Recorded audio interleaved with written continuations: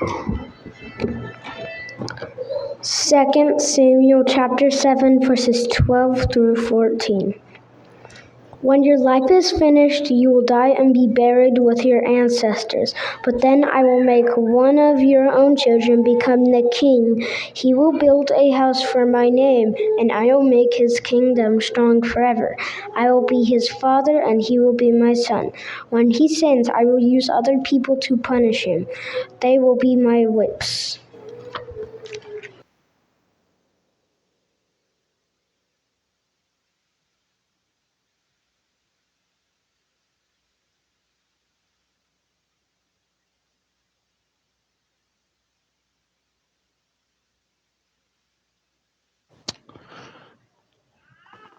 Good morning.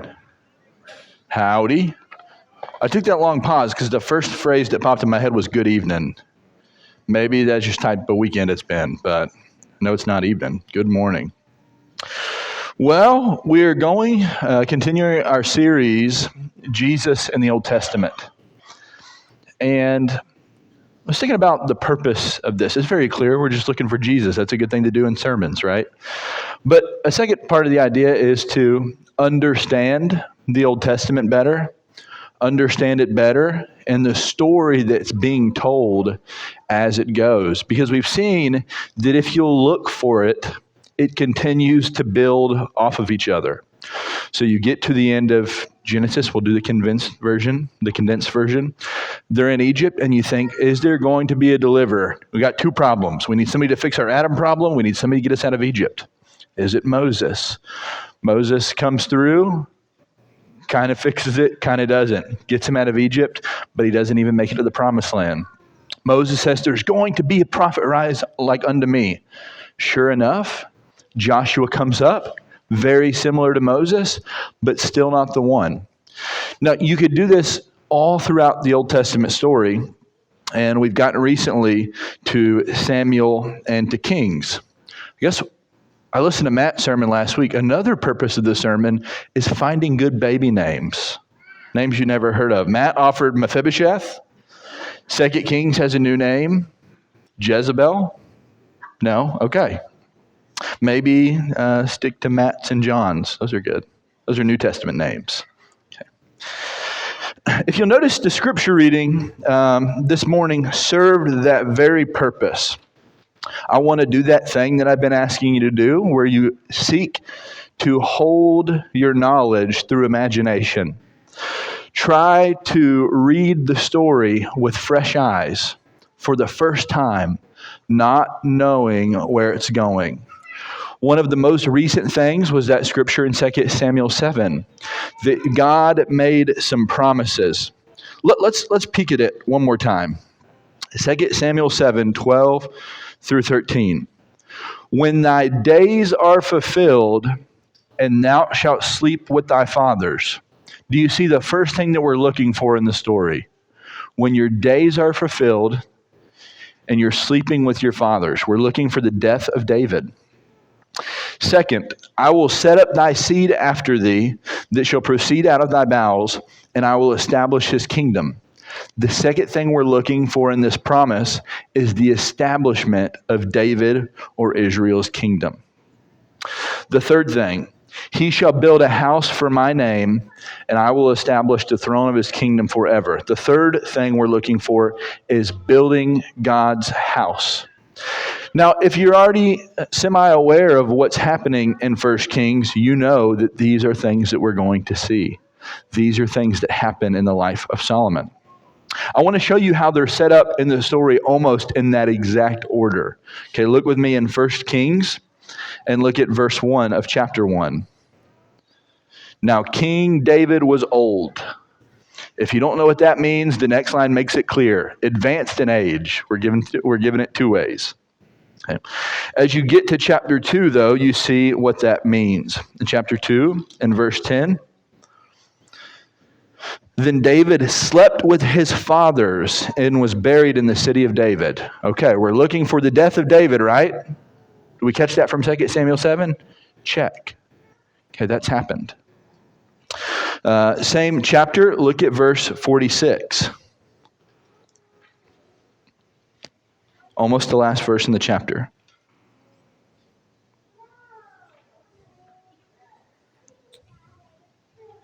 Oh, verse 45. Okay. But King Solomon shall be blessed, and the throne of David shall be established before the Lord forever. Okay. Do you see what verse 45 says? That the throne will be established.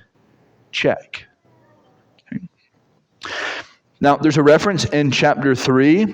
I like the one in chapter 9 because we're going to learn another lesson from this one. So go to chapter 9 with me.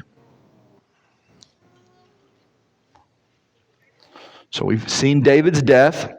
We've seen the throne of David established, possibly forever. And then we're about to see the third aspect of this promise.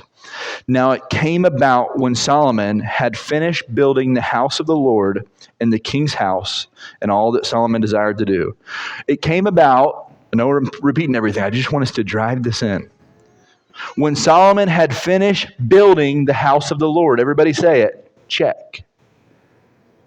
Okay, we don't have to say it together. I just thought it'd be fun. Check. Okay. The three things.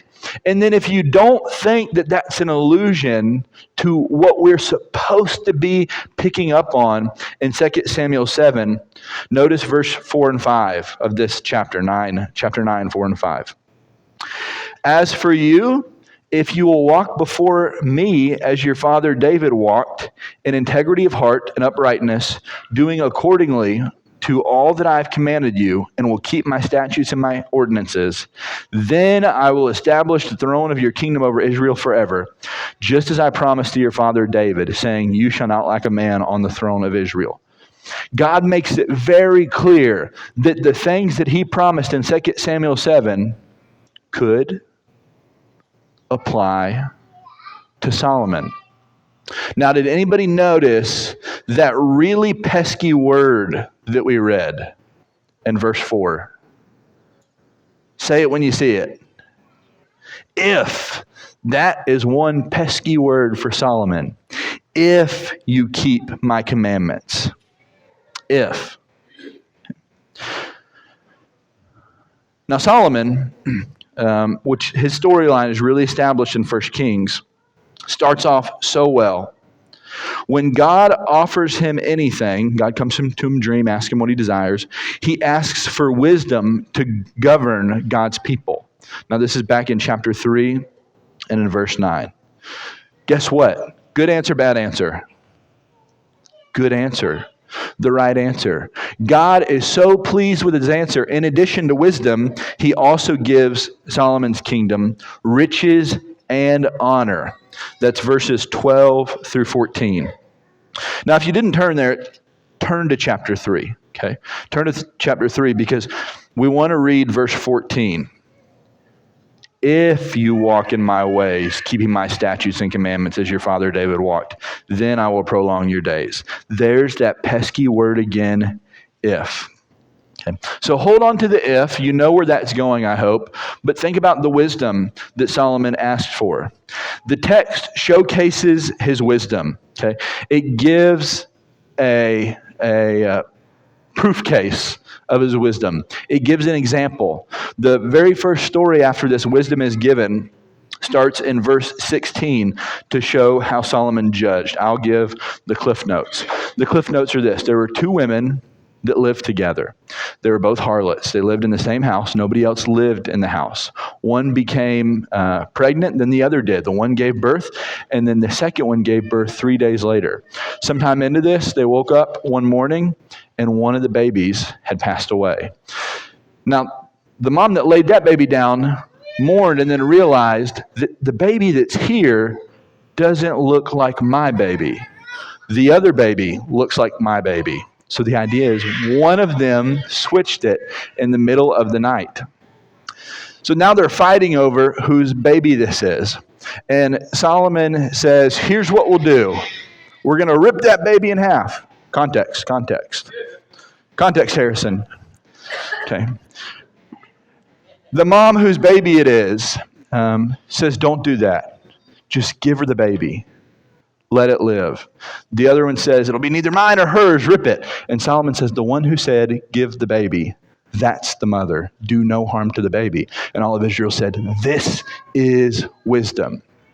Now, wisdom for a king was very important, especially for the way that God wants a kingdom to be, because wisdom is inherently tied to justice, to do the just thing, to do the right thing, to establish a kingdom that treats people right, that treats foreigners right, that treats oppressed groups right, that treats servants right, and so forth. As you get comfortable with the story of Israel, this would be a problem over and over and over again in the prophets. As you get to chapter 4, and we'll read these short verses, one chapter later, another testament to Solomon's wisdom. Okay? Chapter 4 and verse 29. Now God gave Solomon wisdom and very great discernment and breadth of mind, like the sand that is on the seashore. Solomon's wisdom surpassed the wisdom of all the sons of the east and all the wisdom of Egypt. For he was wiser than all men, than Ethan the Ezrahite, Heman, Calcol, Darda, the sons of Mahal. I'm sure you know those guys. And his fame was known in all the surrounding nations. Okay, so the first thing is that the text tells us that Solomon was famous for his wisdom. Well known in Israel and well known to all those around. Okay, the second, he also spoke 3,000 proverbs, and his songs were 1,005. His wisdom was real wisdom. God truly blessed him. It was the type of wisdom that, once the king had it, led Israel into success and peace. It was the type of wisdom worth repeating in Solomon's life and Rehoboam's and all of the lives of the future kings. It's important to notice it was worth repeating, because even though it was worth repeating, it wasn't repeated. David had died. God had raised up his seed, David's seed that is, to sit on his throne. Solomon built God's house. It's looking like maybe we have a new contender for the Adam-like figure, but we know he's just an almost Adam. This one would lead the people into ruling over the whole land. One who would grow a kingdom that would bless all nations. One who fulfilled the promises to David. The text hints at all this. In fact, it gives it to us explicitly, except with the addition of that pesky two-letter word, if. Because, as we know, Solomon would not keep the commandments. Now, I want us to be aware of some of the wordplay that goes on in 1 Kings. It's very helpful, like we're already trying to do, reading this as the story that God gives it to us as, but to notice what the inspired writers placed emphasis on. So we read it, but maybe you didn't notice it in 1 Kings 3 and verse 9. Notice what Solomon asks for. Give your servant an understanding heart to judge your people, to discern between good and evil. For who is able to judge this great people of yours? Now, does anybody's version there say, instead of understanding heart, understanding mind? Some? Okay, mark it out. It's heart. Heart in the Hebrew. An understanding heart. Very, very important for the rest of what's going on in the text. As you get to the end of Solomon's reign, 1 Kings, so not chapter 3, go now to chapter 11. 1 Kings chapter 11.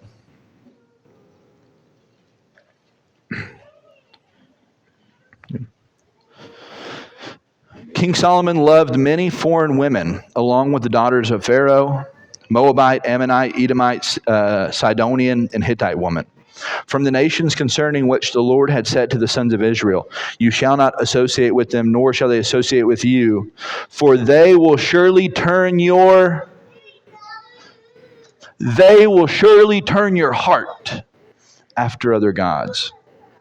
Solomon held fast to these, his wives in love. The text says he had 700 wives, princesses, and 300 concubines, and his wives turned his heart away. For when Solomon was old, his wives turned his away after other gods, and his, you see how it's an important word, was not wholly devoted to the Lord, his God, as the heart of David, his father, had been. You see, Solomon's wisdom starts off with an understanding heart that he would have on the condition if. But as soon as he turns away, and we're going to look at some of the warnings in a moment. The second type of wordplay that happens in these first 11 chapters is the continued usage of the word wisdom. It happens in almost every chapter, not every, but almost in the first 11, some more than others. The word wisdom occurs 17 times in the first 11 chapters. Guess how many times it occurs after chapter 11? 0. None. No more in the entire book. It's a hint that the rest of Israel's kings did not have a heart like David or like the young Solomon. Not used later, but is alluded to. It's alluded that Israel's heart was divided, that they were a people of two hearts. As you'll see some of the episodes about Elijah, specifically what happens at Mount Carmel. Is it God? Is it Yahweh? Or is it Baal? How long, notice this in verse 21, will you hesitate between two opinions? If Yahweh is God, follow him. An implication, Israel's heart is divided. After the fire falls, they cry, Yahweh is God. But Elijah didn't buy it. One chapter later, he's in despair. He's the only one in his own eyes serving God. He has despair. Okay. This suggests he sensed that even though they said Yahweh is God, their hearts were unchanged. Okay.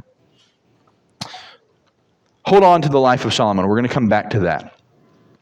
Second thing we want to talk about in 1 Kings this morning is the temple. As you read through, it took 7 years of construction, over 150,000 workers, and there was gold everywhere. When Solomon dedicates it, God's glory fills the house, fills the temple, so powerfully that the priests can't even stand to minister. This is in 1 Kings chapter 8 and verses 10 through 11. This is it. This is the dwelling place of God established by the seed of David. As you read through chapter 8 and the surrounding chapters, you'll notice some of the limitations. For instance, Solomon says this about the house that he had built for God.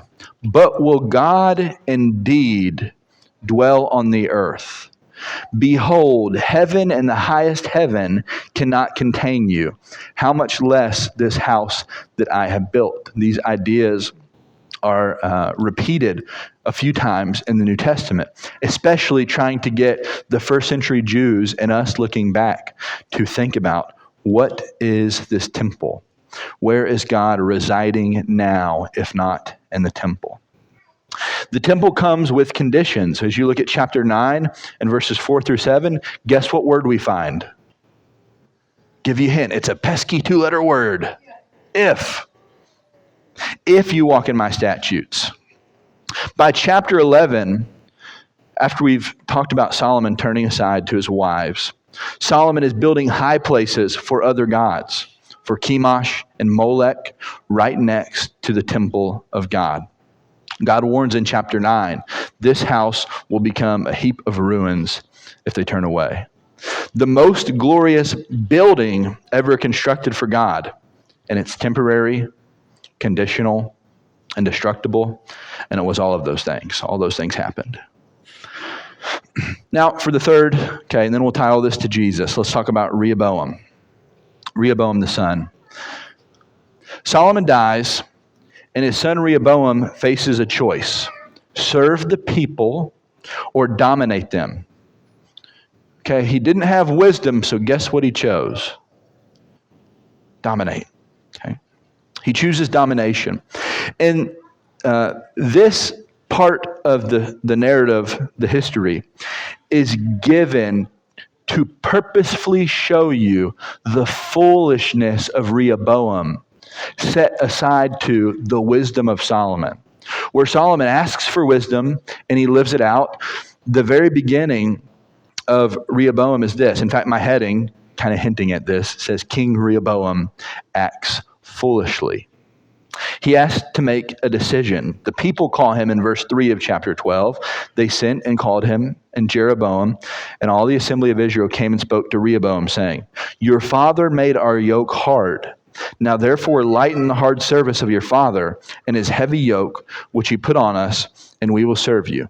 So Solomon has this heavy yoke, this heavy burden, this heavy taxation on the people in order to do the things that he wanted to do, build the kingdom and build the house of God. Build his house and build God's house, as the text often says. Now Rehoboam, thinking about what to do about this, consults, look at verse 6 now, with the elders who served his father Solomon while he was still alive, saying, "How do you counsel me to answer this people?" Then they spoke to him, saying, "If you will be a servant to this people today, and will serve them and grant them the petition, and speak good words to them, then they will be your servants forever." And then he took their advice because it was good sound wisdom, right? Nope, not how it goes. The very next verse, he forsook the counsel of the elders, which they had given him, and consulted with the young men who grew up with him and served him. So he said to them, "What counsel do you give, that we may answer this people who have spoken to me, saying, 'Lighten the yoke which your father put on us'?" That's what the people were saying.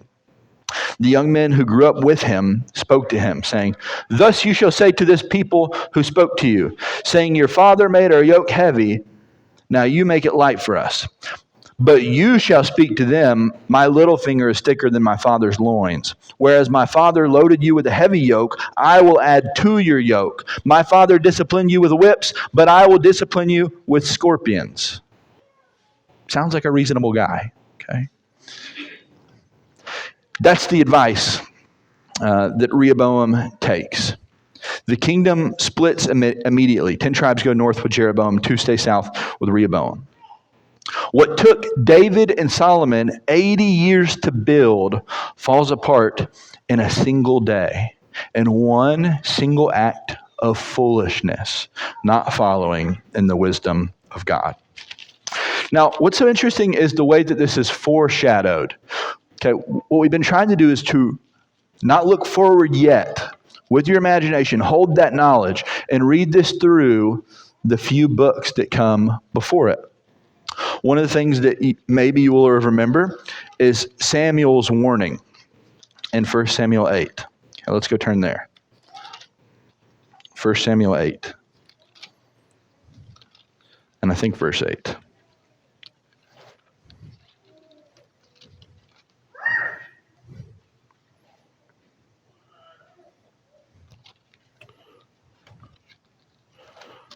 Okay. 1 Samuel 8:8. We'll go to verse 7. "Then the Lord said to Samuel, 'Listen to the voice of the people in regard to all they say to you, for they have not rejected you, but they have rejected me from being king over them, like all the deeds which they have done since the day that I brought them up from Egypt, even to this day, and that they have forsaken me and served other gods, so they are doing to you also. Now then, listen to their voice. However, you shall solemnly warn them and tell them of the procedure of the king who will reign over them.' So Samuel spoke all the words of the Lord to the people who asked him of a king. He said, 'This will be the procedure of the king who will reign over you. He will take your sons and place them for himself in his chariots and among his horsemen, and they will run before his chariots. He will appoint for himself commanders of thousands and of 50s, and some to do his plowing and to reap his harvest, and to make weapons of war and equipment for his chariots. He will also take your daughters for perfumers and cooks and bakers. He will take the best of your fields and your vineyards and your olive groves and give them to his servants. He will take 1/10 of your seed and of your vineyards and give to his officers and his servants.'" And then it goes on and on and on. But the idea here is that Samuel, knowing ahead of time what this would look like, what would it look like to be a king in the way that the nations had a king. And just to remind you, and we'll double down on this in a second, that God knew they were going to have a king. And it was going to be all right to have a king, but not to have a king like the nations. You might say, what does that mean? A kingdom who cared nothing about power, nothing but about power and spreading, would result in taking the lives of your people, serving the one king, heavy taxation, and so on. Now, we go to Samuel because it's close. in time. But you can read all the way back in Deuteronomy 17 and see this. Deuteronomy 17, and we'll see what happens to Solomon and Rehoboam well before. Okay. Verse 14, when you enter the land which the Lord your God gives you, and you possess it and live in it, and you say, I will set a king over me like all the nations who are around me, you shall surely set a king over you whom the Lord your God chooses, one from among your countrymen. You shall set a king over yourselves. You shall not put a foreigner over yourselves who is not your countryman. Moreover, he shall not multiply horses for himself, nor shall he cause the people to return to Egypt to multiply horses, since the Lord has said to you, you shall never again return that way. He shall not multiply wives for himself. Oops, Solomon. Or else his heart will turn away. Oops, Solomon. Nor shall he greatly increase silver and gold for himself. Oops, Solomon. Now it shall come about when he sits on the throne of his kingdom, he shall write for himself a copy of this law on a scroll in the presence of the Levitical priests. Oops, Solomon and Rehoboam. It shall be with him, and he shall read it all the days of his life, that he may learn to fear the Lord his God by carefully observing all the words of this law and these statutes. Oops, Solomon and Rehoboam. Verse 20, that his heart, again this word, may not be lifted up above his countrymen, and that he may not turn aside from the commandment to the right or to the left, so that he and his sons may continue long in his kingdom in the midst of Israel. You see, if God was going to give them a king, allow them to have a king, if they were going to have a king, it would be the type of king with wisdom. And if it's going to be the type of king with wisdom, what does that mean? It would be the type of king that enacts justice, that cares about the people in the kingdom, that watches out for the oppressed, not oppresses them further with more and more burdens. Now, that all sounds like it wouldn't be a fun time. Would not be a fun time to be in that kingdom of Israel. But it points to something much larger in Jesus. Okay.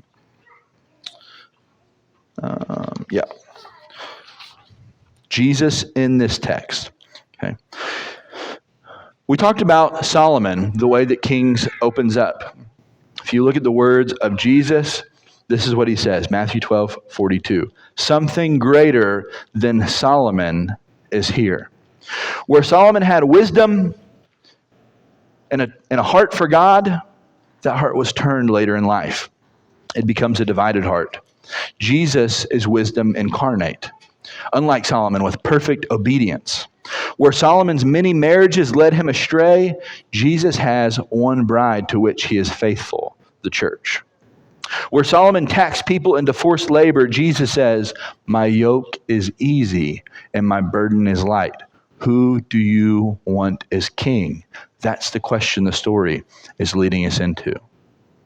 As we look at this temple, we have this view of this beautiful building that Solomon built, but not without problems. One of the chief problems Solomon himself notices is that logically, does it work? Will God remain and stay in a box? How can God dwell in a temple? Can we cut him off from the rest of the world? Jesus says, destroy this temple, and in 3 days I will raise it up. But what was he speaking about? The text tells us the temple of his body, John 2:19-21. Where Solomon's temple was made of cedar and gold, Jesus is made of flesh, and the Spirit, the glory is in it just the same, but incarnate. Where Solomon's temple excluded Gentiles and women from inner courts, Jesus tears the dividing wall down and he goes to them himself. You read especially, think of something like Luke's gospel, where Jesus spends all of his time going to the poor and the women and the Gentiles. Where animal sacrifices never stopped in Solomon's temple, day by day, year by year, Jesus offers himself once for all. Where God's presence came and went from the temple, the physical temple, based on Israel's faithfulness, Jesus promises, I am with you always. And how does he do that? Because in this new temple, it's not based, God's presence, we'll say, is not based on your faithfulness. God's presence is based on the perfect faithfulness of our King. Jesus is the faithful Israel. The application then is that we don't need a building to meet God. We don't have to travel across the world. What we do need is a person. We need Jesus. He is our access point, our holy place, our meeting ground with the Father, the perfect man, Jesus. Third, we mentioned Rehoboam. Where Solomon's kingdom split, Jesus prays not for tribalism, but that they may all be one. Unity in the church. Tribal divisions destroyed Israel. Jesus makes one new man, one new humanity from Jew and Gentile. Where Rehoboam rules by fear and says, we won't give them with whips, we'll get them with scorpions. Jesus is led by and rules with love. Where David Solomon, and ultimately Rehoboam's kingdom was divided because it was built on human power, Jesus is built on divine power and an unshakable rule. The application being every human institution, anything that you can come up with, anything I can come up with, anything Solomon can come up with, will never ever do it. Will never ever last. We need a God who comes down to us. And guess what? That's the gospel. That's the good news that the Old Testament is pointing us towards all along. This morning, if you want to serve the true King and the true temple, be a part of God's family. He's been perfectly faithful and he always will be. If you want to be part of his family and immersed into Jesus, or if you need the prayers of the church, will you come as we stand and as we sing?